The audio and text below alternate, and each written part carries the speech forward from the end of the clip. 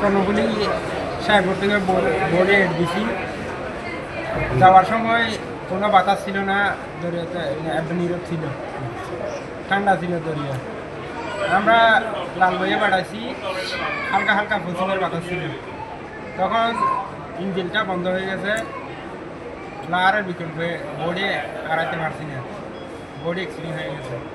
তখন আমরা কিছুক্ষণ বাসার পরে আমাদেরকে জেলেরা উদ্ধার করছে। উদ্ধার করি চেয়ারম্যান গাড়া আনছে ইনপুট দিয়ে হাসপাতালে মাছ দিয়ে হাসপাতালে আমাদেরকে দিচ্ছে। এখন আপনাদের কাছে কেমন লাগে আপনার কাছে? এখন একটু ভালো লাগে। আচ্ছা, আপনার দেশের বাড়ি কোন জায়গায়? আমার দেশের বাড়ি বাঁশখালী। আপনার নাম কি? নুরুল আজম। কত বছর আপনি এই কাজ করেন নদীতে? আমি কাজ করি প্রায় বিগত 15-16 বছর। এই ধরনের দুর্ঘটনা আর কোনো করছেন কিনা?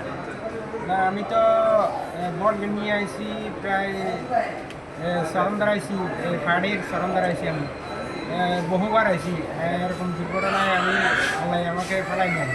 কোথাও এরকম যাক, কোথাও খেলা রাজ্যের কপাল গিয়েছে করে গেছি। সিটাঙে ছোটগুড়ার মাধ্যমে করি। যেখানে দুর্ঘটনা উঠলো ওটা কোন জায়গায়, স্পটটা কোথায়? এখানে দামারচর বলে, দামারচর। আচ্ছা, ঘটনাটা কি উঠলো একটু বলুন। সকাল ভোর 7টা বেলা আমরা দৌড়ি সারিয়ে আসি চট্টগ্রাম থেকে ঢাকার উদ্দেশ্যে। অতএব আসি যখন সাগরপথ ফারিদি মাছ ধরতে আসি, তখন আমাদের ইঞ্জিনটা খারাপ হয়ে যাওয়ার কারণে আমরা আর ওইখানে ছিল বোর্ডে উল্টে যাওয়ার পর আমরা সবাই নদীতে বসান দিচ্ছি।